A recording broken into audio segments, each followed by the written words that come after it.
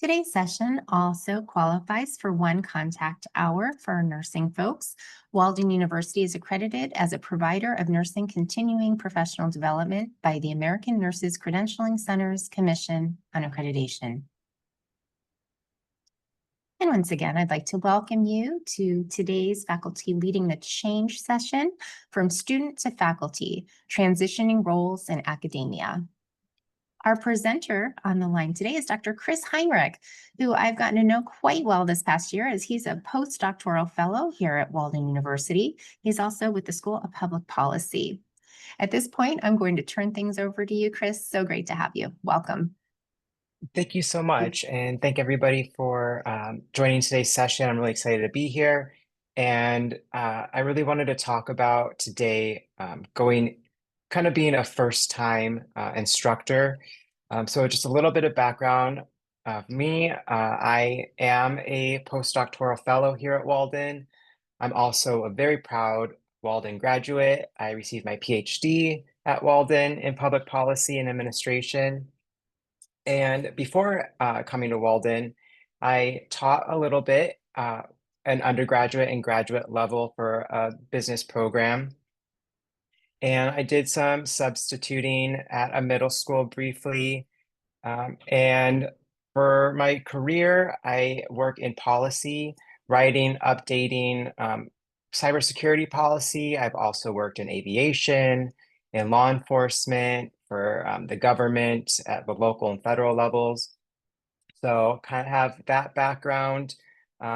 So the reason why I got into public policy was from the writing experience that I had and kind of wanting to do more with it.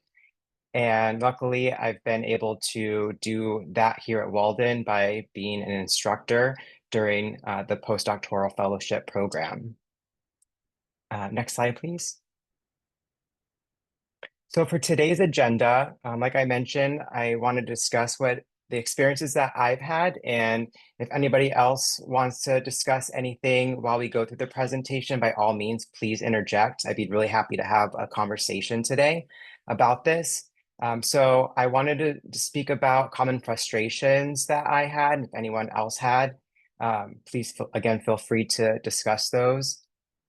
Connecting with students as a mentor, becoming an effective mentor, using your experiences, both as a student and as an instructor to your advantage, encouraging engagement with students. I find this next one really, really important, building a safe and fun learning environment. And then also kind of augmenting those ideas, but working with faculty who are in your classroom as students, or even yourself re-entering the classroom as a student. Next slide. So for me, I really had, and these could be frustrations that I had, or maybe frustrations that a lot of people have had as a first-time instructor. So the first one is really feeling inadequate with little or no teaching experience, kind of like that imposter syndrome that many of us have had throughout our lives, getting into something new. And for me, I just kind of had to keep telling myself that I'm really meant to be here, that I have the professional experience, the education, and I'm just have that passion that I want to share what it is that I love so much with others, and trying to, mentor them and bring them to the next level.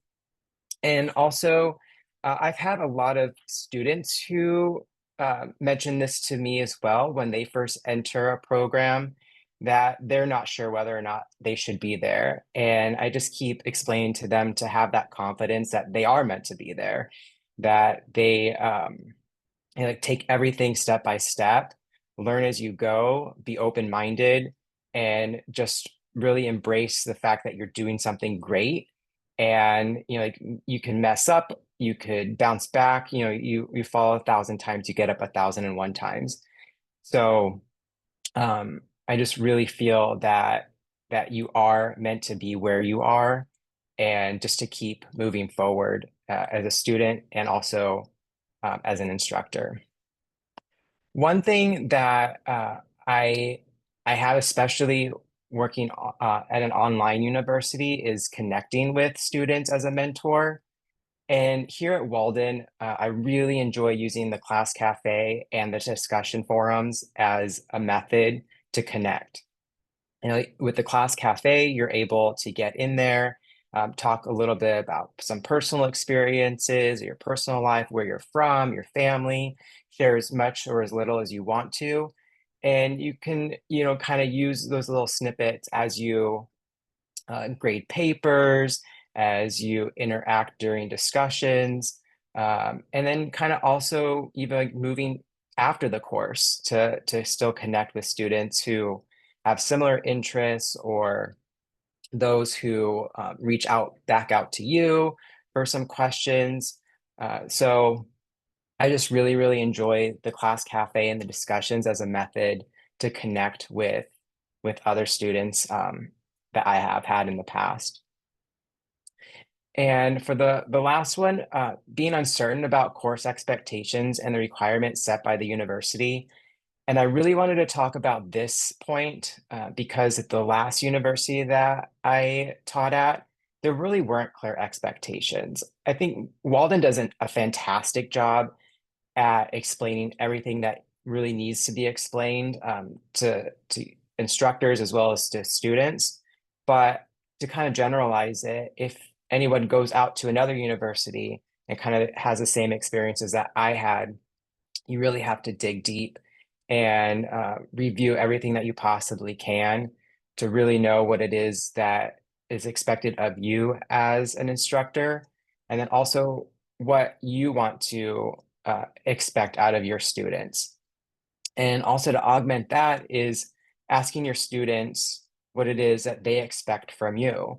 We're going to go a little bit further in depth on communication later on in the presentation, but there may be certain ways that you're able to connect or to communicate with a student that doesn't really work for them. So I think having clear expectations, setting it up at the very beginning of your course during an announcement is a fantastic way to really understand what it is that you're trying to get out of your students. And then again, um, reading all the material that you possibly can from your university, either Walden or somewhere else, to know what is expected out of you as an instructor. And next slide, please. Uh, so as I mentioned before, connecting with students as a mentor, there's a lot of different methods that can be used for this. The one thing that I wanted to talk about is quick learner engagement, and really that's to be visible. There's many ways that we can do this. I like to provide video feedback, or like be present in the announcements, send those out on time. I like to do it at the beginning of the week to kind of shadow what's going to come up ahead.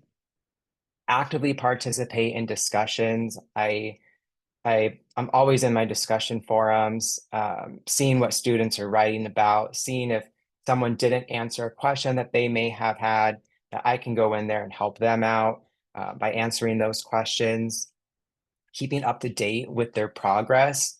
I'm always looking in the grade book to see how they're improving with their grade. I review feedback that I've given in the past as I'm grading current papers, just to see that they are progressing, that they're moving forward, that they're really absorbing what it is that I'm providing to them.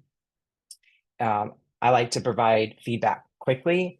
I Here at Walden, we have 5 days to return grades. I like to do it between days 1 and 3 after it's been submitted. That way, they know what it is that I'm looking for while they work on their next assignment and before they turn in that next assignment.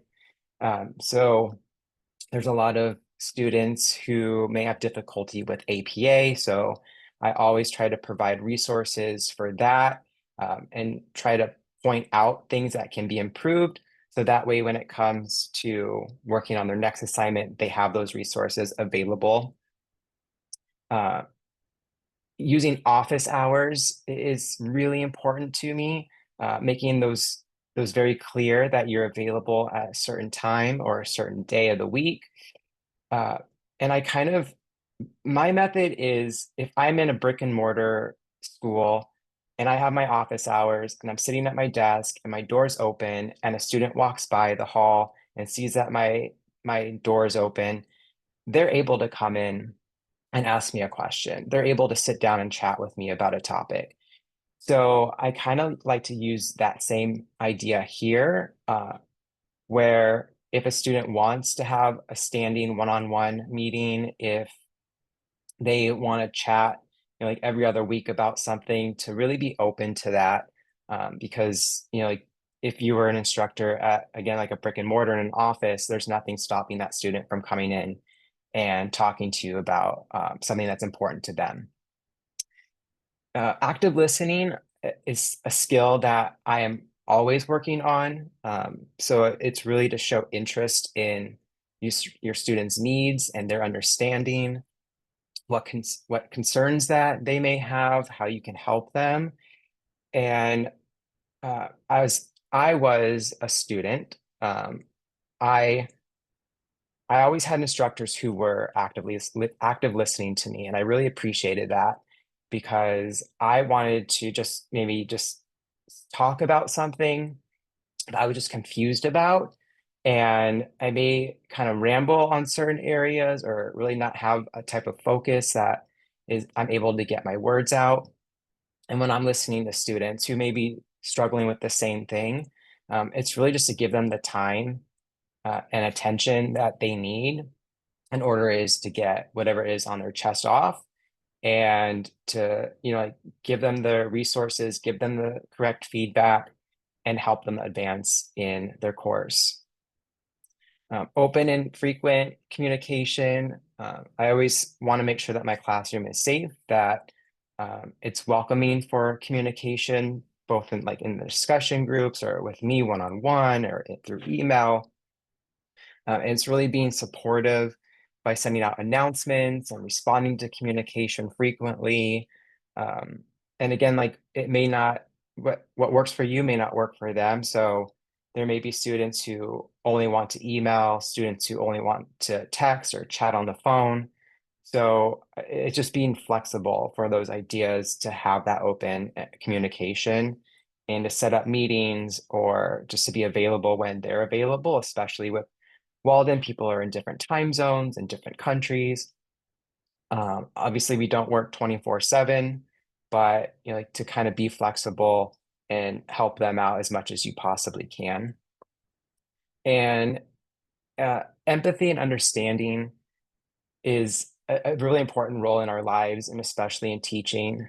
And what I have seen as a student was when I was confused or had frustrations, I really needed to get those out. And when I spoke with my instructors, they took that time to understand where I was coming from and what I needed. And so now getting in their shoes, I think that it's important that we empathize with issues that they may have and just taking the extra step to assist them no matter what, just to kind of focus on them, understand that their issues are different than our issue, my issues or your issues, and to um, just really be kind and courteous and listen to their needs and help them however we may can. Next slide, please.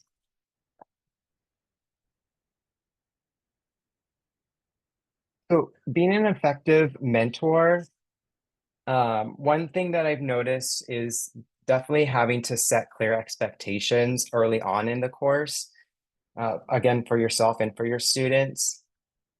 There may be times when um, students are just getting confused about what it is that you're looking at. So explaining to them through the announcements at the beginning of the term what it is that you'll be looking for, making sure that they read the instructions, making sure that they're looking at the grading rubric, this course syllabus, is just a way that I have found important so they don't get into further down in the course and they're still not doing well because they're just things that you're looking at that they don't know that you're looking at. So if you set up announcements at the very beginning and you can kind of refer them to those expectation announcements, then they're able to have a method to know what it is that you're looking for. And like I mentioned before, like I set a personal goal of grading papers and discussions days 1, 2, and 3 after they've been submitted. So that way they can get the grade and they can get the feedback early on in the week. So that's just an expectation that I set down for myself. Uh, for providing constructive feedback, like I mentioned before, I like to give resources when I mention something, especially if I'm mentioning it multiple times during the course of a term. And I like to always start with something that they did really well, something that they can improve upon, and then also ending with something that they did really well in a paper or a discussion, either questions that they asked, observations that they made. And I've had students who've come back and thanked me for that because it helped them grow as a student and turning them into being a professional in their field. So just just have that constructive feedback ready to go.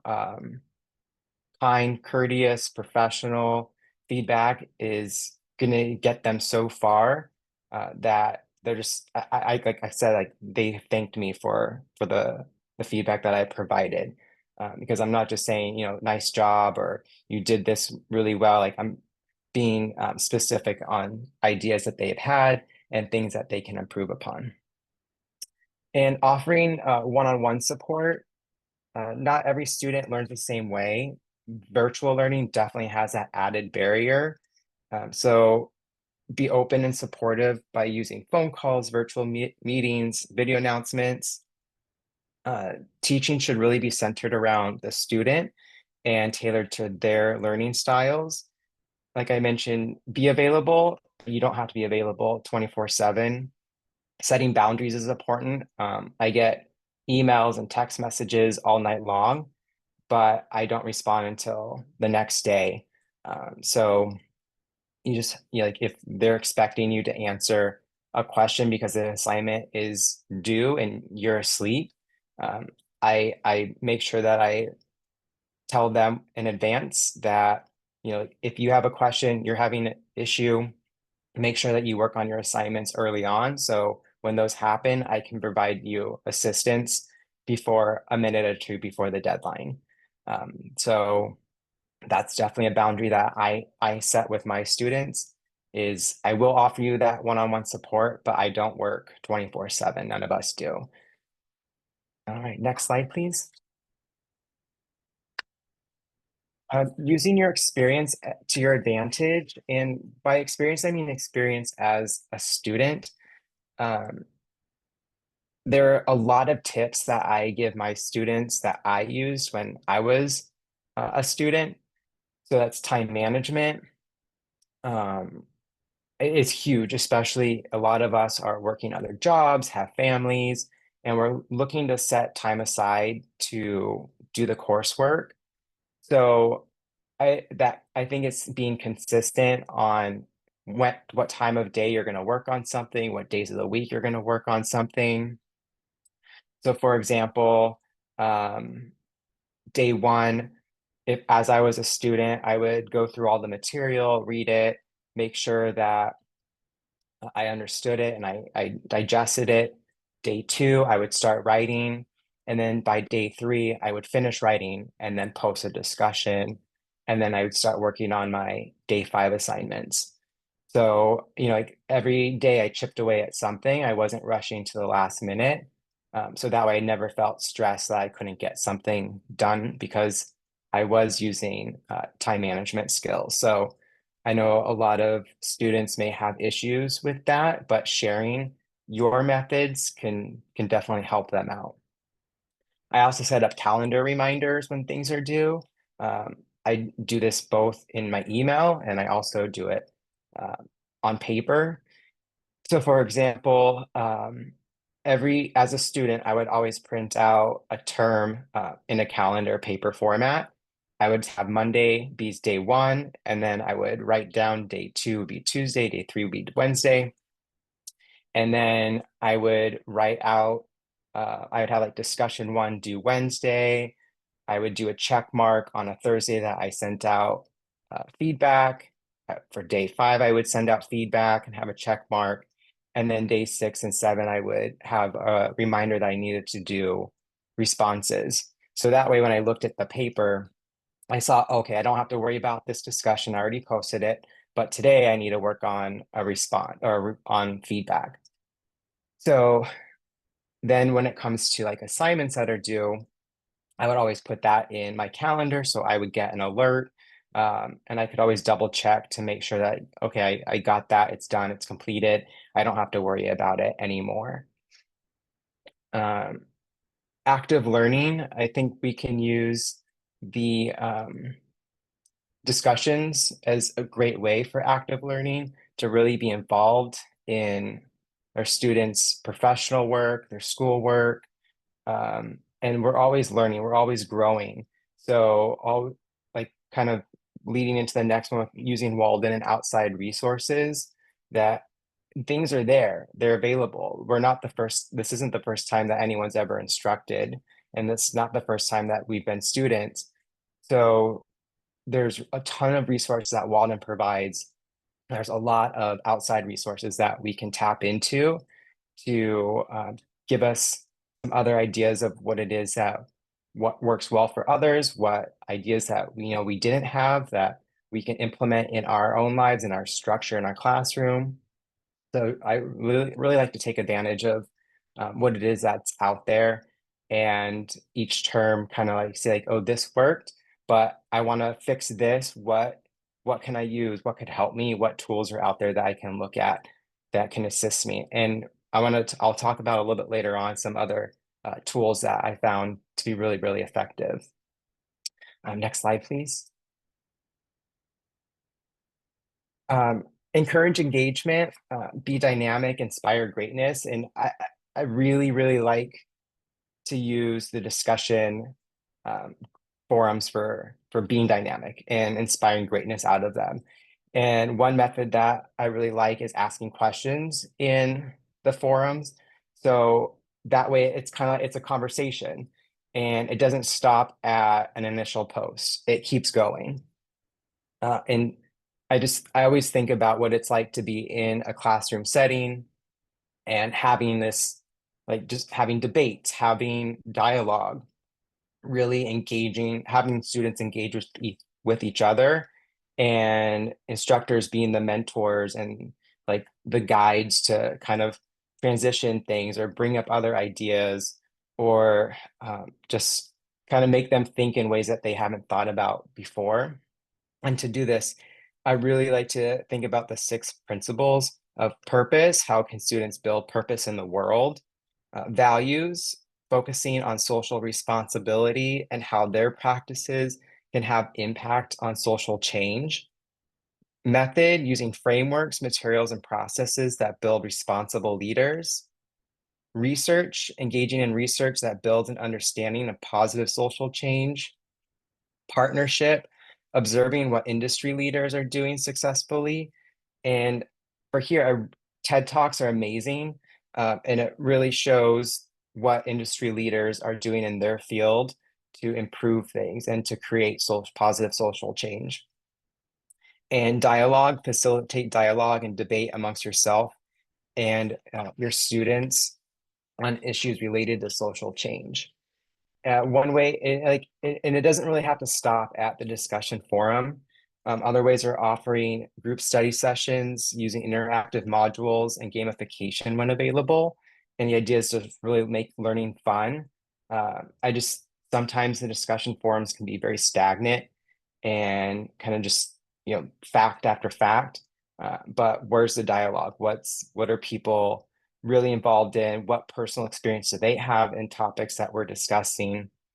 And what do they want to do with the material? Like what do they want to do once they're done with Walden, or we're done with a course and they're moving on? what is it, how can they bring the theories that we discuss into reality. Next slide, please. Like I mentioned, this is one of the most important ideas that I think learning has, is building a safe and fun learning environment. As you connect and engage with students, keep in mind about including them within your community of scholar practitioners. And additionally, I think it's very valuable to see what others are doing outside of Walden and connecting with them as well. I always, whenever I read an academic paper that I find really fascinating, I look at the biography of the writers. I go to their websites just to kind of get a feel of who they are and what interests they may have. And always think about like ways to connect with them if that's a possibility. Promoting respect, inclusivity, and professional communication channels. Again, like we're in a very professional environment, so we have to be respectful of one another, include open ideas, other points of view, and especially we have students from all over the world, so their cultures and their backgrounds might be different than ours, and how you can communicate with them professionally, making sure that they're professional in their responses. So I always keep up to date with the forums to make sure that everything is good. And but also, kind of keep it a little bit light as well. Celebrating milestones in the classroom is huge, no matter really how small they are. When a term first starts, it's really like like when I welcome them, I'm really congratulating them for taking the step to join a program or to start the next class, because it's really a big step in their lives to make that new venture and to start something new. And it could be like they may have discussions with their family. I know I certainly did when I joined Walden in the PhD program. Um, it's a big sacrifice. So taking that step to start this should be celebrated. And I really like to do that when I welcome them into the classroom. And I also send out a farewell message to congratulate them for making it to the end of the term. That's again huge because they work through all the activities. In one of my classes, they do a lot of group work together. So they had to get along with their group members. They had to communicate with their group members. Um, Most of them meet once a week on their own. So to be able to take that time aside from their personal lives is is big and should be celebrated. Um, so just think about as an instructor what words of encouragement you can share with your students, and also techniques that you've used that are beneficial for you that could help someone else. Um, Another method of celebrating milestones, when I was a student, I may just in my mind set a goal of I'm going to write a page and then I'm going to go take a break. So I'm celebrating, or I'm going to go eat a cupcake, or I'm going to go for a walk, or I'm going to go watch TV. Like I'm going to do something to celebrate the fact that I wrote this page. Like it's small, but I just wouldn't be able to sit for super a long time and focus on something without taking that break and doing something else. So just the thought of something is at the end of this page that I can get up and go do was celebrating that milestone of finishing a page of writing. Um, so no, again, like no matter how small the milestone may be, celebrate it and and just be proud that you accomplished something. Again, like no small thing isn't big enough to celebrate. Next slide, please. Keeping notes as an instructor, I find very important, to record items that can improve the course or your teaching techniques. Um, we A lot of times we may teach the same course multiple times, and I find that as a positive because we're able to really understand the course, what works well, questions that a lot of students may have, things that can be tweaked. Um, so So teaching the same course multiple times I find to be very beneficial. And I also always keep track of my announcements, um, responses to prompts, and questions and answers and resources.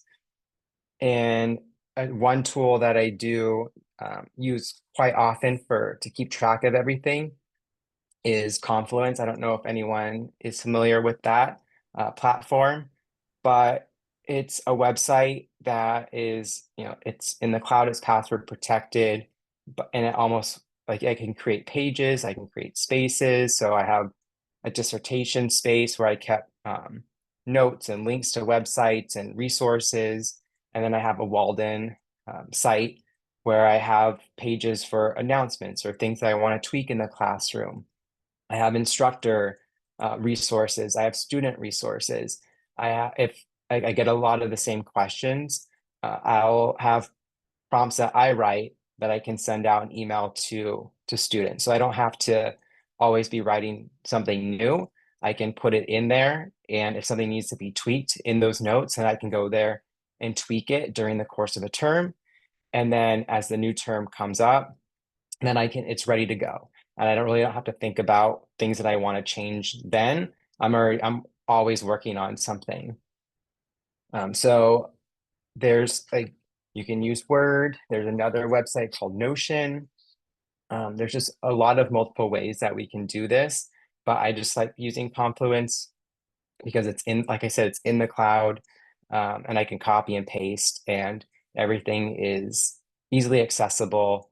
And you can share the page and sites with others if like there's another instructor coming along that's going to be teaching a course that you're teaching, you can share those pages with them. So I just find Confluence to be really helpful. And in the slide deck at the end, there's a link for Confluence and for Notion that anyone can use. You want those notes on how to begin using those platforms. Next page, please. So flipping it and reversing it, I want to talk a little bit about what it would be like to have faculty in your classroom. So many instructors may decide to enroll in courses. And just the idea is understanding what it is to teach another faculty member or another instructor. I've had instructors from other universities in my classes. And just it could be intimidating in a sense. They may not understand or like your teaching style. Just kind of think about what boundaries you could have in place, like going back to being professional and respectful, and that they're a student, they're there to learn. And for the most part, I've had really positive experiences with faculty in my classrooms, being open to learning, wanting to grow, absorbing the feedback, and doing better as the term progresses, because they're there for a reason. They do want to learn, they do want to grow. So, and another thing that I really like is in the class cafe when they provide their background information is to encourage them to share their personal experiences if they had experiences in the industry, because they have a lot to share and they can augment a lot of the ideas that we're having and discussions about. So I think on both ends is to really be open to feedback and to share as much as you possibly can, because we're all here to learn and grow. Secondly, is if you yourself as a faculty member are re-entering the classroom as a student, again, to be professional, you're there to learn, you're there to learn from them, from other students, just to be kind and courteous and open-minded. Like their teaching style may be different than yours, so you obviously can learn something from them. So I find it really interesting on both sides. And then faculty teaching faculty, there's a lot of training that goes on at Walden. So again, it's not to be intimidated. to use their personal experience and their professional experience as an advantage to share ideas. And so again, be professional, be kind, and be open to learning from each other. Next slide, please. So in conclusion, I just wanted to mention that learning doesn't stop. As you transition from a student to an instructor, you will be required to have self-reflection, humility, and openness to change. Use the tools that you use as a student to help those in your classroom. Through many challenges and opportunities, you can guide your students through their own educational journeys and successful outcomes. Next slide. And here I mentioned Confluence and Notion. I don't use Notion. I've looked at it before. It does a lot of the same that Confluence does. I just have used Confluence in my career, so that's what I'm comfortable and familiar with. And I know that it's free. There's a paid program that you can do where you get access to a calendar and some other methods of using the platform, but for the most part, I just use the pages and create almost like a website with all of my notes. And I think that concludes the presentation.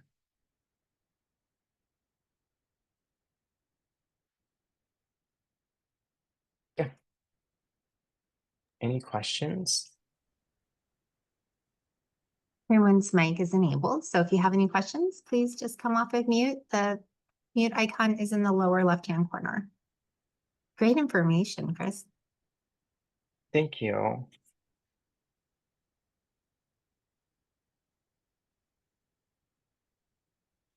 Wonderful. Getting some kudos in the chat, so wonderful.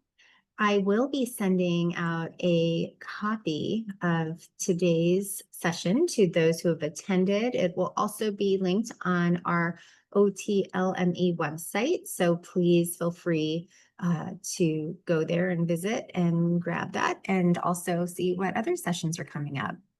Chris, you did an amazing job. I want to thank you so much for carving out time to present to us today, and also for our attendees for carving out time to soak in this information. It's greatly appreciated, your dedication to our students and all of the Walden community. So thank you so much. For those who are looking for continuing education credits, today's session qualified for one, and I'm putting a link in the chat on how to claim that. There's a link. If you have any problems clicking on the link or figuring it out, you can reach out to me. Any technical issues, Lifelong Learning are your folks. They are wonderful when it comes to technology if you have any issues accessing your credit. So want to thank everyone once again. If you have any questions, please don't hesitate to reach out to us in OTLME. We are here to help, and a huge thank you again as we say farewell for today. Take care, everyone. Thank you.